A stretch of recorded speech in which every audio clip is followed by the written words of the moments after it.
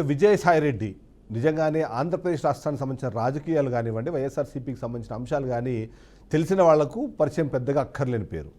ఎందుకంటే తను మొదటి నుంచి చూస్తున్నాము వైఎస్ఆర్సీపీ అధినేత జగన్మోహన్ రెడ్డి మీద అవినీతి ఆరోపణలు వచ్చినప్పుడు, ఆదాయానికి మించి ఆస్తులు ఉన్నాయన్న కేసులు నడిచినప్పుడు ఏ1గా జగన్మోహన్ రెడ్డి ఉంటే ఏ2గా విజయసాయిరెడ్డి ఉంటారు. కాబట్టి ఎప్పుడు ఏ2 అంటే ఆయన ట్రోల్ చేస్తూనే వచ్చారు.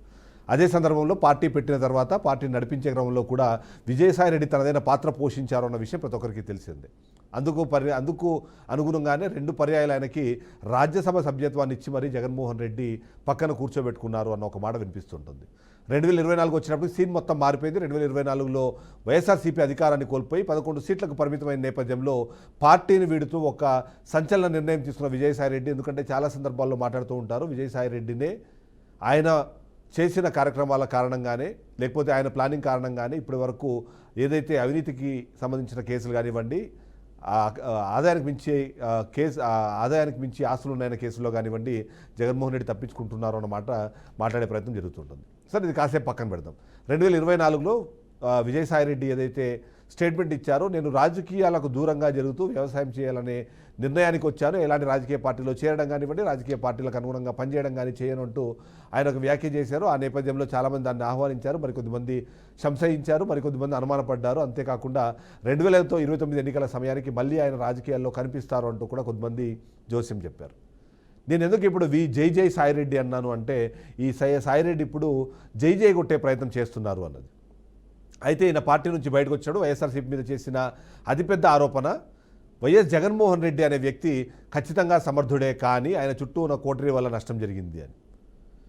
అంతేకాకుండా ఈ మధ్యకాలంలో దాని గురించి మరొకసారి మాట్లాడారు. ఒకసారి ఆ బయట చూద్దాం. ఆ బయట ప్రకారం చూస్తే జగన్మోహన్ రెడ్డికి సంబంధించి విజయసాయిరెడ్డి ఏమన్నారో ఒకసారి మనం చూసి ఈ షోని కంటిన్యూ చేద్దాం.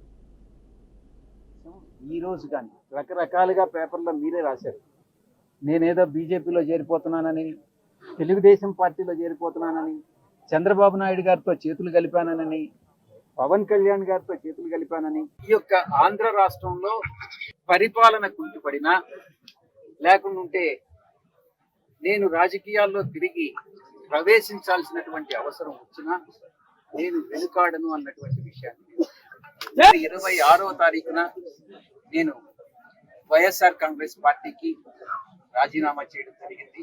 ఇంచుమించుగా సంవత్సరం రోజులు నేను వ్యవసాయం చేసుకుంటా ఉన్నాను.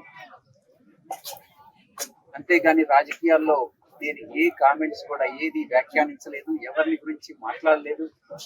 అటు ప్రతిపక్షం గురించి కానీ, పాలకపక్షం గురించి కానీ నేను ఎక్కడ మాట్లాడినటువంటి సందర్భం లేదు. మొట్టమొదటిసారిగా ఈ ఆత్మీయ సమావేశం జగన్మోహన్ రెడ్డి గారు ఆయన పార్టీని మేనేజ్ చేసుకోగలరు. నేను ఒక్కటే ఆయన అభ్యర్థిస్తున్నాను, చుట్టుపక్కల ఉండేటటువంటి నిబద్ధత లేని వ్యక్తుల మాటలు వినవద్దు అని ఒక్కటే నేను జగన్మోహన్ రెడ్డి గారిని ఈ సందర్భంగా అభ్యర్థిస్తున్నాను. వారి మాటలు, నిబద్ధత లేని వ్యక్తుల మాటలు, చుట్టూ ఉన్నటువంటి వాళ్ళ మాటలు విని ఆయన తప్పుదారి పట్టించారు. సో రాజకీయాల్లోకి తిరిగి వచ్చే అవకాశాన్ని కొట్టిపారేయకుండా అటువైపుగా అడుగులు పడుతున్నట్టుగా ఆయన చేసిన వ్యాఖ్యలు అన్నవి మనకు కనిపిస్తున్నాయి. సో ఈ నేపథ్యంలో ఆయన చేసిన వ్యాఖ్యలు మరొకసారి మనము గుర్తు చేసుకుంటే, ఆయన చుట్టూ ఎవరైతే ఉన్నారో వాళ్ళ గురించి ఆయన మాట్లాడుతూ వచ్చారు. గతంలో కూడా కోటరీ అనే పేరుతోనే ఆయన కొన్ని ఆరోపణలు చేశారు. ఈ నేపథ్యంలో ఎంతో కొంత వైఎస్ఆర్సీపీ పార్టీకి సంబంధించి కానివ్వండి, సామాన్య ప్రజలకు కానివ్వండి, అందులో ముఖ్యంగా వైఎస్ఆర్సీపీ పార్టీలో యాక్టివ్గా పనిచేసే వాళ్ళందరూ మాట్లాడే మాటలు, కొన్ని పాయింట్స్ మనం ఇక్కడ గుర్తు తెచ్చుకోవాలి. అదేంటంటే, వైఎస్ జగన్మోహన్ రెడ్డి ఉన్న కోటరీ ఎవరు అన్న విషయాన్ని ఒకసారి మనం డిస్కస్ చేసే ప్రయత్నం చేస్తే, ఆయన చుట్టూ త్రిమూర్తుల్లాగా 3 వ్యక్తులు ఉంటారు. అంతకన్నా అందులో ముఖ్యంగా వినిపించే పేరు సజ్జల రామకృష్ణారెడ్డి, విజయసాయిరెడ్డి, అలాగే వైవి సుబ్బారెడ్డి. వీళ్ళ 3 పేర్లు కూడా మనకు వినిపిస్తుంటే, అందులో ఎవరైతే మనం మాట్లాడుతున్నట్టుగా విజయసాయిరెడ్డి మొత్తం నేషనల్ పాలిటిక్స్కి సంబంధించి ఆయన రాజ్యసభ సభ్యుడిగా ఉండడంతో పాటు ఢిల్లీ స్థాయిలో పార్టీకి సంబంధించిన విషయాలన్నీ ఆయన చూసుకుంటుంటారు అన్నది చాలామంది భావిస్తారు. అదే సందర్భంలో రాష్ట్రానికి సంబంధించి గవర్నెన్స్ కానివ్వండి, అడ్మినిస్ట్రేషన్లో కానివ్వండి, ఎవరైతే సజ్జల రామకృష్ణారెడ్డి ఎక్కువగా ఇన్వాల్వ్ అవుతూ ఉంటారో, ఆయన అందరికీ సకల శాఖ మంత్రిగా కూడా ఆయనకి ఒక పేరు ఉంటుంది, మీరు చూసే ఉంటారు. అన్ని సందర్భాల్లో ఆయన బయటకు వచ్చి మాట్లాడుతున్నారు కాబట్టి ఆ అంశంలో ఆయన ముందు ఉంటారు అన్నది. ఇక పార్టీ వ్యవహారాలు కానివ్వండి, మిగిలిన ఒక ట్రబుల్ షూటర్గా వైవి సుబ్బారెడ్డి పేరు మనకు ఎప్పుడు వినిపిస్తుంటుంది. వీళ్ళ 3 పేర్లు చాలామందికి సుపరిచితం. ఈ పాయింట్ని మీరు వైఎస్ఆర్సీపీకి సంబంధించిన నాయకులు మాట్లాడతారు. బట్ ఈయన చెప్తున్న కోటరీ ఎవరు? మరొక ఇద్దరు వ్యక్తుల గురించి ఎప్పుడు మాట్లాడుతాం, ధనుంజయ రెడ్డి అలాగే కృష్ణమోహన్ రెడ్డి. వాళ్ళిద్దరూ సీఎంఓలో ఉంటూ మొత్తం విషయాన్ని చక్కబెడుతూ ఉంటారు. ఆ తర్వాత వీళ్ళిద్దరు ఉంటారు. ఆ తర్వాత పరిణామాలు చూస్తే మాత్రం కొద్దిమంది సీనియర్ నాయకులు, ఫర్ ఎగ్జాంపుల్ బొత్స సత్యనారాయణ, బాలినేని శ్రీనివాస్ రెడ్డి, పెద్దిరెడ్డి రామచంద్రారెడ్డి, బుగ్గన రాజేంద్రనాథ్ రెడ్డి, ఇలాంటి వాళ్ళందరూ అడ్మినిస్ట్రేషన్ సంబంధించిన అంశాలు కానివ్వండి, మిగిలిన అంశాల్లో వాళ్ళు ఎప్పుడు ముందంజలో ఉంటారు అన్నమాట వినిపించేది. ఆ తర్వాత లేయర్లో వినిపించే పేర్లు కొడాలి నాని, పేర్ని నాని, అలాగే అనిల్ కుమార్ యాదవ్, రోజా, ఇలాంటి వాళ్ళందరూ కూడా విషయాల్ని బయటికి చెప్పడానికి, అగ్రెసివ్గా మాట్లాడడానికి, అంబటి రాంబాబు ఇలాంటి వాళ్ళందరూ అగ్రెసివ్గా బయటికి విషయాలు చెప్పడానికి ప్రెస్ మీట్లు పెట్టేవాళ్ళనేది మనం వింటూ వచ్చాం. సో ఈయన చెప్తున్న కోటరీ ఎక్కడుంది అన్న ప్రశ్న ఒకటి ఉంటే, ఉన్నట్టుండి మరొకసారి ఇప్పుడు జగన్మోహన్ రెడ్డిని ఎందుకు పొగుడుతున్నారు, ఆ పాయింట్ కూడా మనం మాట్లాడుకోవాలి. అంతకన్నా ముందు ఈయన ఏ పార్టీలోకి వెళ్ళే అవకాశం ఉంది అని సంబంధించి కొంతమంది ఎవరికి వాళ్ళు వాళ్ళ ఐడియాస్ షేర్ చేసుకున్నారు. ఆ నేపథ్యంలో ఈ మధ్య కాలంలోనే ఆయన మాట్లాడిన మరొక బయట ఒకసారి చూద్దాము. ఆ బయటలో ఆయన ఎలాంటి సిగ్నల్ ఇచ్చారు, ఆయన సింబల్స్ ఎడవైపు చూపిస్తున్నాయని కూడా మనము చెక్ చేసే ప్రయత్నం చేద్దాం. అనేటటువంటి ఉద్దేశం ఈ రోజు కానీ రకరకాలుగా పేపర్లో మీరే రాశారు. నేనేదో బీజేపీలో చేరిపోతున్నానని, తెలుగుదేశం పార్టీలో చేరిపోతున్నానని, చంద్రబాబు నాయుడు గారితో చేతులు కలిపానని, పవన్ కళ్యాణ్ గారితో చేతులు కలిపానని. ఒక్కటైతే మాత్రం చెప్తాను, పవన్ కళ్యాణ్ గారు నాకు మిత్రుడు. ఈరోజు కాదు, ఒక 20 సంవత్సరాలు మా యొక్క స్నేహం వేరే, రాజకీయం వేరే. నేను ఏ రోజు పవన్ కళ్యాణ్ గారిని ఒక్క మాట అనలేదు, భవిష్యత్తులో అనను కూడా. ఇది నా యొక్క దృఢ సంకల్పం, నిర్ణయం. ఇక రాజకీయ రంగ ప్రవేశం అన్నటువంటిది పరిస్థితులను బట్టి ఏ రకంగా నేను నిష్క్రమించానో, అవసరమైతే తిరిగి రాజకీయాల్లోకి రావడానికి కూడా నేను సిద్ధంగా. కాంగ్రెస్ నుంచి కానీ కమ్యూనిస్టుల నుంచి కానీ నాకు ఎటువంటి ఆహ్వానము లేదు, నేను చేరే ఉద్దేశము.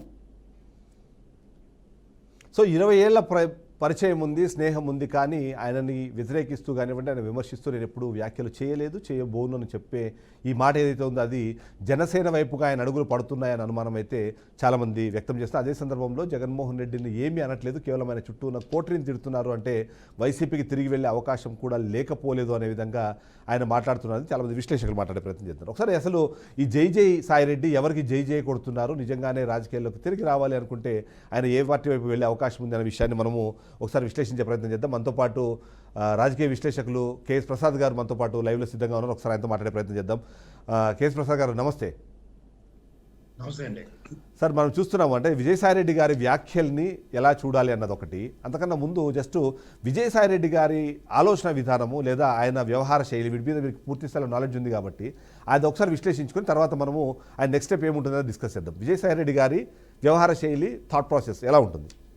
చదువుకున్న మూర్ఖుల్లో మూర్ఖత్వానికి పరాకాష్ఠగా ఉంది. తర్వాత ఆయన ఒక ప్రొఫెషనల్ అయ్యండి కూడా. ఎలిమెంటరీ స్కూల్ పిల్లలు చూడండి, చాడీలు చెప్తారు, నా పెన్సిల్ లాక్కున్నాడు, నా మెండర్ లాక్కున్నాడు, నా గోలికాయలు లాక్కున్నాడు అని చెప్పుకునే బుర్రతక్కువతనం ఎక్కువగా ప్రస్ఫుటిస్తుంది. అండ్ మోర్ అసలు చూడండి, గురువిందకించి సామెత ఒకటి బాగా జ్ఞాపకం వస్తుంది. సోఫార్ పార్టీ అధికారంలో ఉన్నంతకాలం, పార్టీ పెట్టిన కాడి నుంచి చూసుకుంటే నెంబర్ 2 కింద అభివర్ణించబడిన విజయసాయిరెడ్డి మహా అయితే ఇంకో 2 ఎక్స్ట్రా ప్లేయర్లు తెచ్చారు. వాడు సుబ్బారెడ్డి అనుకోండి, సొట్టపూడని, లేదా సజ్జల రామకృష్ణారెడ్డి గారిని విశ్వాసానికి మారిపోయారని ఆయన తెచ్చుకున్నాడు. అంటే మొత్తం 4 టీం అనుకుందాం. 4 టీం వీళ్ళే కదా, అంతకన్నా ఉద్ధరించి ఊళ్ళు వెళ్ళిపోయిన వాళ్ళు లేరు. వీళ్ళనే సామ్రాజ్యాల్ని పంచినట్టు 13 జిల్లాల్ని వీళ్ళకే పంచాడు కూడా జగన్మోహన్ రెడ్డి. ఈ సడన్ గా వీళ్ళకి నేను ఒకటి చెప్తున్నాను చూడండి, తెలుగుదేశానికి 2 జాడ్యాలు ఎవరు, సుజనా చౌదరి, సీఎం రమేష్ మొన్నగోవారు. అలాగే వైఎస్ఆర్సీపీ అనే ప్రాంతీయ పార్టీకి ఈయన ఎవరు, మన విజయసాయి. వీళ్ళకి ఏంటంటే బాధ, కేంద్రంలో చక్రం తిప్పియాలి. ఏదో విధంగా మంత్రి పదవులు అలంకరించిన వాళ్ళిద్దరిని చూసి, పులిని చూసి నక్కవాత పెట్టుకున్నట్టు ఈయన కూడా ఎలాగోలా కేంద్ర ప్రభుత్వంలో మంత్రి పదవి సాధించాలని చెప్పి చేసిన ఒక ప్రయత్నంలో జగన్మోహన్ రెడ్డి ఏ పాలిటిక్స్ లో అయినా సరే ఏ పార్టీతోనూ ఈల్డ్ అవ్వడు, మెలడోనవ్వడు. అతను ఒంటరి పోరాటానికి అలవాటు పడ్డాడు, కష్టమని ఇష్టం ఆయన భరించుకుంటాడు. ఇది తెలుసుకోకుండా నెంబర్ 2 ఎలా అవుతాడో నాకు అర్థం కాదు. ఇప్పుడు కెప్టెన్ ఉంటాడు, వైస్ కెప్టెన్ ఉంటాడు. వైస్ కెప్టెన్ ఈ need to align with the respect to captain. అది కాకుండా వైస్ కెప్టెన్ సొంత నిర్ణయాలు ఉన్నాయనుకోండి, ఏమవుతుంది, ఇద్దరు కలిపి గంగలో దూకోవాల్సి వస్తుంది. అలాంటి పరిస్థితులు నెలకొల్పితే ఏమైనా అంటే, నువ్వు పక్కెళ్ళి ఆడుకో, ధనుంజయ రెడ్డి ఢిల్లీ మ్యాటర్స్ చెక్క పెడతాడు అన్న దగ్గర నుంచి ఈయనకి విప్లవ భావాలు వచ్చాయి. ఓ మాట, ఒకప్పుడు జగన్మోహన్ రెడ్డి పవన్ కళ్యాణ్ గురించి ఆడే, కౌన్సిలర్ కి ఎక్కువ, ఎమ్మెల్యేకి తక్కువ. ఇతను ప్రత్యక్ష రాజకీయాలకి తక్కువ, లాబింగ్ ఎక్కువ. ప్రతి పార్టీలోనూ సైంధవులు ఉంటారు. ఆ సైంధవులకి ప్రతినిధులు ఎవరంటే వైఎస్ఆర్సీపీకి విజయసాయి రెడ్డి, తెలుగుదేశానికి నాటి సుజనా చౌదరి, సీఎం రమేష్. సో వీళ్ళు యొక్క ఆవశ్యకత ఎంతసేపు బీజేపీ సన్నిధానంలో భజన చేసుకోవడం అలవాటు అయిపోతుంది. ఎందుకంటే నేషనల్ లెవెల్లో వీళ్ళు పాలిటిక్స్ చూసిన వాళ్ళందరికీ ఆ దిక్కుమాల ఎలివేషన్స్ కి భ్రష్టు పట్టుకుపోతారు. అంటే ఒరిజినల్ ఐడియాలజీ, ఒరిజినల్ శంకరణైజేషన్ ఇవన్నీ గాలికి వదిలేస్తారు. ఆ గాలికి వదిలేసినప్పుడు ఏమవుతుందంటే దాని పరిణామాలు వీళ్ళకి అవగతం అయినట్టు ఇక్కడ వాళ్ళకి అర్థం కావట్లేదు. B a disaster. గతంలో మీరు చూడండి, సీఎం రమేష్, సుజనా చౌదరి కూడా బీజేపీతో పొత్తు లేకపోతే మనమే అధికారం, కానీ ఇక్కడ అధికారం పోవడానికి కారణాలు మాత్రం వాళ్ళు విశ్లేషించుకో. Right. They make a trap. ఇవాళ ఆఖరి చూడండి, బీజేపీ సన్నిధానంలోనే శాప్ తీరుతుంది, తెలుగుదేశం కనబడుతుంది. వాస్తవానికి రాష్ట్ర ప్రయోజనాలు భ్రష్టు పట్టుకుపోతాయి. ఓ పక్క కుమారస్వామి లాంటి కూడా క్లియర్ గా చెప్తున్నాడు. ఆయన ఏం చెప్పాడు? జగన్మోహన్ రెడ్డిలాగా బాక్రానంగల ఆనకట్లో నిలబడ్డాడు వైజాగ్ స్టీల్ ప్లాంట్ కని. వీళ్ళు వేగాల పోయి మరి వెళ్ళారు, మేము వస్తే కూటమి ప్రభుత్వం నిలువరిస్తారని చెప్పి నీళ్లు నువ్వులు వదిలేస్తున్నారు ప్రతిదాన్ని. సో ఇలాంటి దగ్గర ఎవరు ఇంత అవుతున్నారో, ఎవరు మెరడౌన్ అవుతున్నారో ప్రజలు గ్రహించగలగాలి. అయితే సంవత్సర కాలము విజయసాయి రెడ్డి ఔన్నత్యం, ఆవశ్యకత అంటే ప్రాణాలకు తెగించి ప్రత్యక్ష రాజకీయాలకు అవకాశం కల్పిస్తే, ఇంక్లూడింగ్ రాజ్యసభ ఎంపీ ఉంటూ కూడా దమ్మిడికి పనికిరాలేదు సొంత నియోజకవర్గంలో. ఈయన కూడా బాలినేనోడు.